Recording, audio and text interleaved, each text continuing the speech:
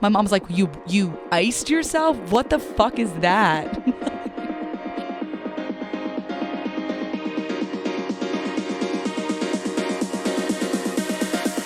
Wait, it's not that deep.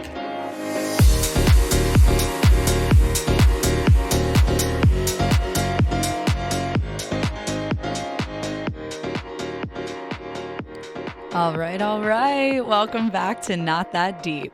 I just had one of the coolest experiences ever. Okay, not ever, but it was pretty cool. Like, I might tell my kids about it, or I might not. Or this could be one of the stories that I tell my kids about, and they're like, Mom, again? And I'm like, shut the fuck up. I'm going to be so annoyed, like, when I try to tell my kids a story about something that was so iconic in my life, and they roll their eyes, or they're like, this again. And I'm like, Mommy's the way she is. Let her fucking shine. I feel like I'll start saying that around age 4 when they're like toddlers. They'll be ready to hear it, and they'll probably be sick of my stories. So I've been recording at the Sirius XM studios because I work here, and these are just the fruits of my labor. So I record as if I'm like this big time podcast host, and no one knows the difference, so it's perfect. But I came in a little bit after my job ended, which is in another office. SiriusXM has different offices because Sirius bought Pandora. A lot of people don't know because when I first started my job, I worked at Pandora. So, whenever I would tell people I worked at Pandora, they would say, like the jewelry? And then I would say, no, like the radio, like the app. And then people would say, literal clockwork. They'd say, oh, do people still use that? And then I would say, apparently. This happened every single time. Or someone would say, oh, I listen to Spotify. And I would say, all right, me too. Like, can you imagine if you worked at McDonald's? Someone says, hey, where do you work? And you say McDonald's. They say, oh, I like Burger King. No one asked. Literally no one asked what streaming platform you listen to. And I'm not really listening to Pandora any more than the next person, but SiriusXM bought us. So now we have all these different entities. But anyways, there's a different office between Sirius and the sales side of advertising for this company, which is where I work. So I've been able to come and use a studio over here. And a lot of the podcast hosts, satellite hosts, Howard Stern, Andy Cohen, my literal father, they record over here at this studio, but in the morning. So I never expect to see anyone or anything like that. So I came in today to record, and then I hear the voice of perhaps an angel, and it is one of my favorite comedians, Rachel Feinstein. And she was doing an interview in what we call the fishbowl. It's kind of a glass room that people can sit in and observe from the outside, hence the fishbowl. So I ended up being able to sit and listen to her get interviewed for about an hour, which was so cool because she's been one of my favorite comics for a while now. And I actually found an old DM from me to her, the only DM from me to her. It was from 2018. And I DM'd her asking her if I could please, if she needed a fall or spring intern, I would be more than willing to send her a resume. And then I told her that I'm Jewish, as if that qualifies me. I think that Feinstein having the Steen and then Siegelstein having the Steen, I felt like there was some repertoire, if you will. And then she never responded. I don't blame her. I would have been such a bad intern, truly. But I got to listen to her, and she's so funny. There's kids in the audience, and she's talking about having a golden pussy and and like saying fuck, and her 3-year-old daughter is like outside of the fishbowl staring, and she's so cute, and she's like, that's my mom. Like, it was just so funny and so amazing to watch. And while I was watching her, I see Dorinda Medley, who, for those of you that don't know, Dorinda was on The Real Housewives of New York for many a season, and she is iconic in her own right. She has her own podcast here at SiriusXM, and she just walks by and she sits next to me. She's like, who is this? Who is that? And I'm like, oh, it's Rachel Feinstein. And then I'm like, Dorinda, I do stand up comedy. And, I'm doing a podcast. And she's like, that's great. You really got to keep at it. Like, I just felt such a mother goose energy from Miss Dorinda. So that was so fun. You should never meet your heroes. But then afterwards, I had this whole scheme of like, okay, after I see Rachel, I have a comedy show coming up and I want to ask her if she'll be on it. And then she left. No one followed her out. She's so chill like that. And then I kind of flagged her down and just told her she's such an inspiration to me. I really enjoyed listening to her. I love all of her work. Congrats on her special. And then I told her about how I let her speak. I wasn't just screaming at her, but then I told her how I had DM'd to intern for her and she was like, I'm so sorry I didn't respond. She was just funny. And then I ended up not asking her to be on my show that I just started a few months ago because something about me, people don't think that I have social awareness, but at the most pressing of times, I will showcase to you that I do indeed have social awareness.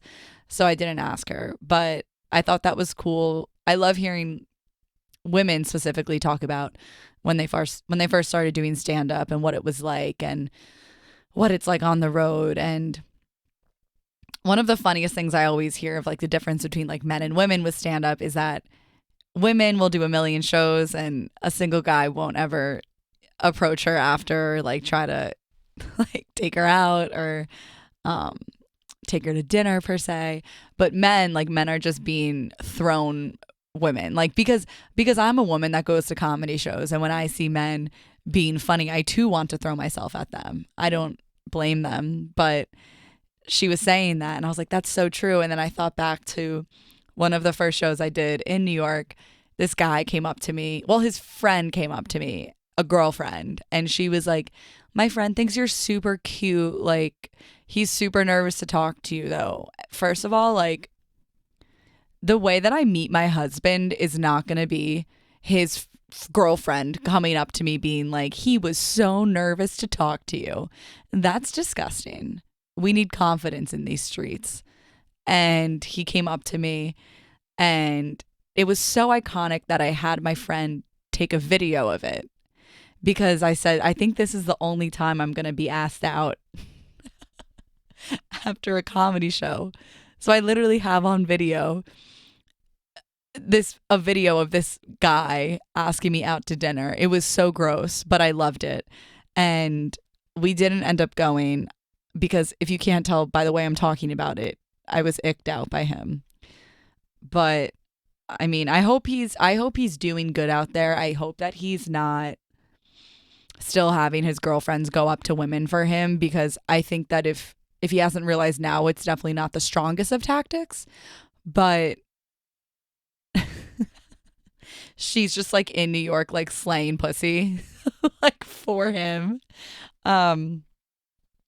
But yeah, that was Rachel had brought that up today, and I was like, that's just so true because women and men are just different. But for my second episode 2, I wanted to talk about my experience with stand up because it is such a crucial part of who I am. And also, I feel like on this podcast, the first couple episodes is more so me sharing like who I am and stories that are hilarious to me and meaningful to me. But a lot of my life right now that I value so much is my stand up.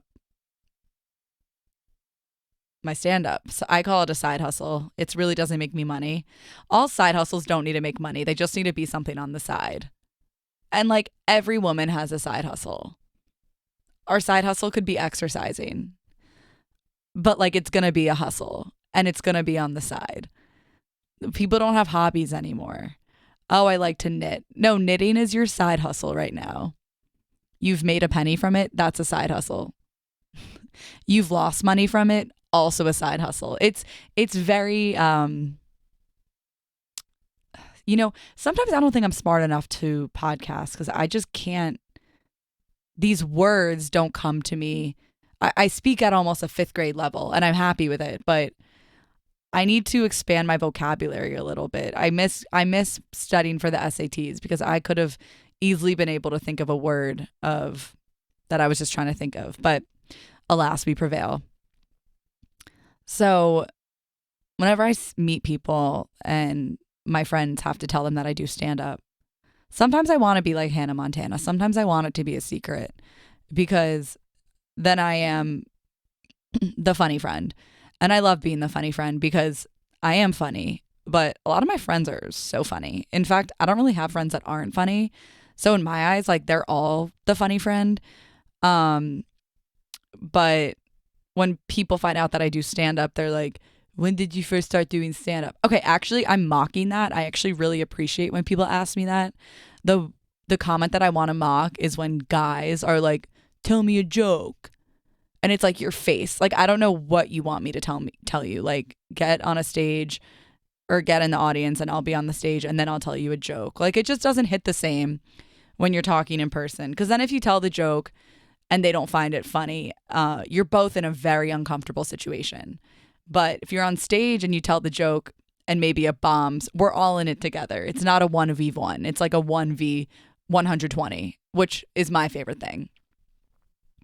But so when people ask when did you start doing stand up, I sometimes I'll say I think I got funny because my parents got divorced, but I truly believe that trauma makes people funny. And not that my parents' divorce was like the most traumatic thing in the whole entire world, but I, I think these experiences make you access a different part of your brain than you would if these things didn't happen. And it makes you develop coping mechanisms that you maybe didn't even realize was possible. So I think, yeah, I've been funny most of my life, but I think I also was weird most of my life. Like, I remember in like middle school and even early high school, like I just was weird. And by weird, I mean I was just myself. Like I really didn't give a shit. I I was like the weird girl, but I had like cool, hot friends. So everyone thought it was okay. Like I really swindled myself in like the lottery of friend groups, I think. But I, like, I'll read my yearbook and it'll be like, you're super weird and funny. And I think that at some point those two just came together because everyone is weird and being weird is just being yourself. So I was myself and then I also was funny, if that makes sense. And so I went to college, and that's a whole nother thing. But my senior year, I was in the bathroom and I was in the student union at Virginia Tech. Go Hokies. And I was sitting down. I can't remember if I was going number one or number two. I feel like I was going number one because like it was in the middle of the day and I think I got like my coffee poops out. So I was probably just like taking a pissa. And on the back of the door, it said, do you think you're funny? Do your friends think you're funny? Come do stand up with the student union on, I think it was like February or March. And I was like, heck yeah, that's fun. And I feel like a part of my brain was like, do it, sister. So then I talked to my friend Charlie Fix. I really hope she's okay with me mentioning her last name. She kind of has a serious job. She wants to be the president of the United States. No, I'm just kidding. So I said to Charlie Fix, like, we should do stand up together. I think that'd be a really good idea. And we really didn't prep that much and we didn't really discuss that much. Classic. Miscommunication is good communication. Like a week before this event, she was like, I don't really want to do this. I'm nervous. She was like, I don't want to do this. And I said, okay, that's fine. I still want to do it. So I ended up doing it and I'll watch the video now. So what? That was in 2018. So like 6 years later. And I'm cringing, obviously. I mean, I cringe at my outfits that I wore yesterday, but imagine watching yourself on stage for the first time ever in yellow plaid pants. You're going to send shivers down thy spine. But I'll never forget the feeling that I had in preparing it, calling my sister before to tell her what I was going to be talking about, practicing, waiting for it to be my turn, picking out my outfit, doing my hair, doing my makeup, knowing that I was going to have friends in the audience, getting on that stage in those bright lights and feeling 250 people's eyes on me for the first time and just feeling electric. I always think back to that moment of like, and I hope everyone has this sort of moment where you can feel energy kind of just surge inside of you. And I get it at different times, whether it's a more like nervous energy or a more excited energy. But this was one of the first times that I had ever felt like that, where I was like, this is what I'm supposed to be doing. And hearing people laugh that I've never met before at something that I've never said in front of a group of people before was the most cathartic experience. I remember I lost my train of thought while I was performing, which is something that I still do. We're human. And I looked at my friend, Emily, and she like sunk in the front seat. She was sitting front row, of course. She sunk down in the front seat. She was so like mortified, and I picked myself back up and I recovered. And then I could see her like fix her posture and like I'm so sorry that was so stressful for you. Like imagine how it is for me. And I know that my friends still get like nervous for me when I'm getting on stage now. But I'll never forget just like seeing her and being like, no, it's okay. Like I'm comforting her. Like, don't worry. I remember I talked about an experience where I had, this was a true story. I will always try to be truthful in my stand up. I think as I go and as I grow, different stories call for different lies or like white lies, because that's just makes a story funny. Like you can't always tell the truth, but I think it's healthy to tell a story with a little twist and then have people be like, did that really happen? But I told the story about when I literally had my friend ice me, Jill. I had my friend, with Jill T, dish with D with Jill T. And it was the morning of a spring game, which meant that Virginia Tech scrimmaged itself, like so fucking embarrassing. It's like giving yourself a wedgie. And I had her ice me, which meant that she put a Smirnoff ice in my drawer. And then the idea of the ice is it's like a malt liquor, like a Mike's Hard Lemonade, let's say, but like trashier. And if you're lucky enough to find the ice, then you have to chug it. You don't sip it, you chug it. So the night before, I bought myself an ice, and then I gave it to Jill and I said, hide this. Like you don't ask someone to ice you. That's the rules of feminism. So she iced me. I didn't eat a single thing. And to this day, I have never been so obliterated beyond belief. I was in public. I don't remember it. I think everyone, and I say this with a touch of humor, with a touch of disturbance, I think everyone's been drugged in college, whether you're aware of it or not. People are sick folks. And I know that I was drugged more than once. And this, honestly, I don't think I was drugged. In fact, I think I drugged myself. So there is some shame surrounding this story, but what ended up happening was this, of course, was the day that my mom and my sister were driving down from New Jersey to visit me for spring game. So I was already passed out in my bed. Door locked. My friends are at a tailgate. Just imagine, put yourself in my mom's shoes very, very quickly. This was her first time visiting me at school. Her baby Dana is off to college to get an education, probably to run away with an army man. And she ends up getting in contact with my friends. And there I am, passed out in a pool of sweat. When she woke me up, I thought I saw an angel. I really did. I smelt horrible. I was clutching my stuffed animal for dear life. That experience was unlike any other. And my one of my favorite things is when my friends tell that story because I shouldn't like it. Like, it is so shameful, but it is so insanely funny that this happened and that like I was okay. And and I really it was within like 7 months of meeting these girls and they're like saving me from recluse. My mom's like, "You iced yourself? What the fuck is that?"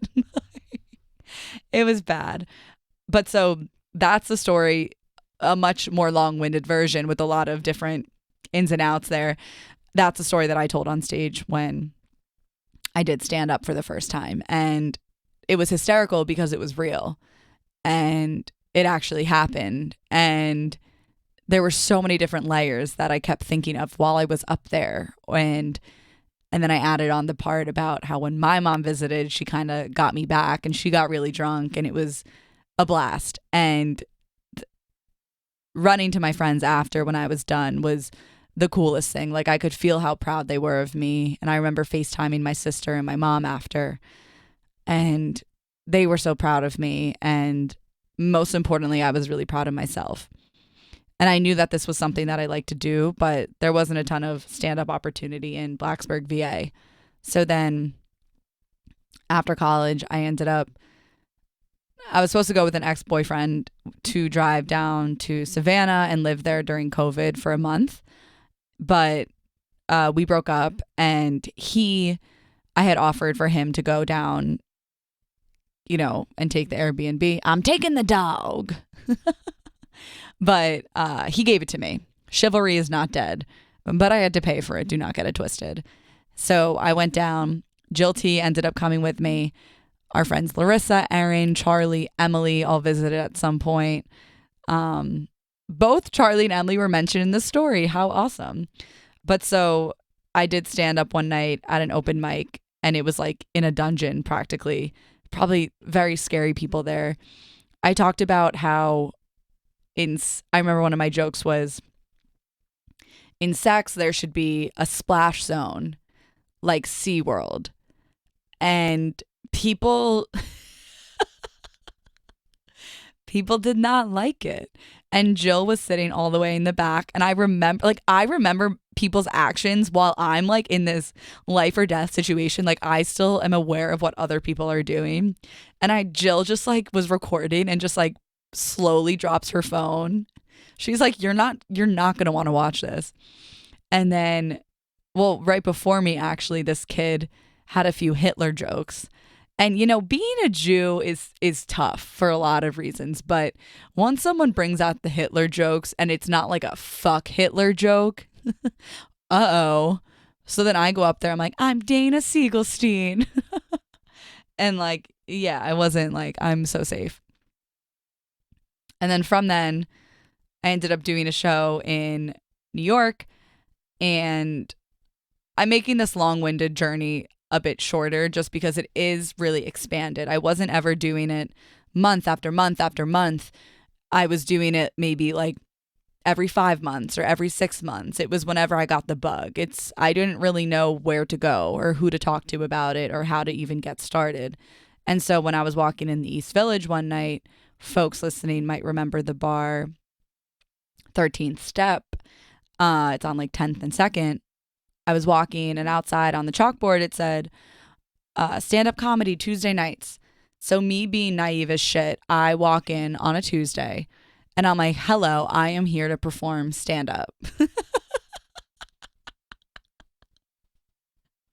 Like, fully just walked in. I'm like, who owns this bar? I'm here to perform. And he told me to come back next week. He'd put me on last. I had to bring 5 people, and that was that. So then I got a bit of a set together.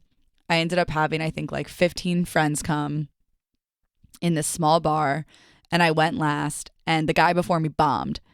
The key to stand up is not being good. It's making sure you go after someone that's really, really bad, because this guy bombed so hard. He was like racist, homophobic, like anti-Semitic. Like, he was horrid. And then I come on, I'm like, hi guys. And they're like, oh, she's so cute. So I performed, And again, I just had so much fun. And yeah, it was a lot of my friends, but just seeing random people laugh too, it felt good. I just burped. I really hope you guys didn't hear that.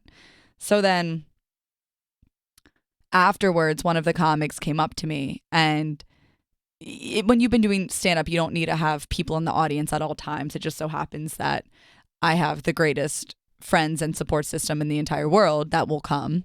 But he came up to me, and I still remember his name, but like I won't name drop him right now. Text me if you want the name.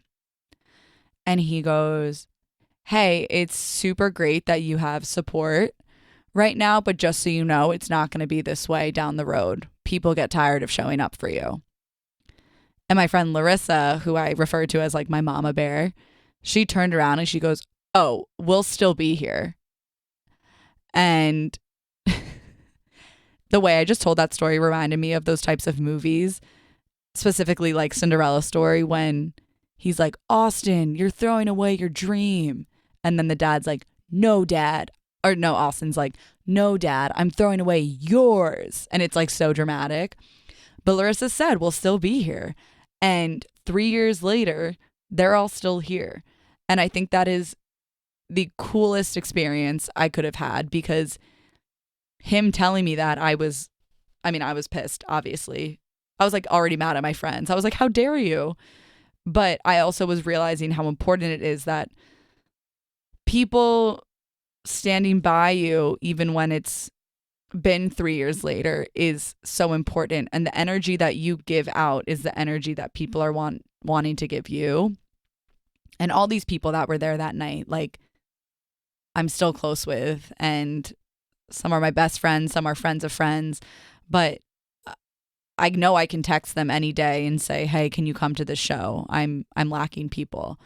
Um and that means a lot to me, and it makes me emotional because I know that everyone doesn't have that, and I'm so grateful. And after every show, whenever anyone's there, I want to just talk to them forever and thank them, thank them, thank them, because it's just so special. It's so special. And from then I started doing new talent nights at different comedy clubs. So that's when it is obviously for a newer talent night, and then you have to bring, let's say, 8 people. It's called a bringer.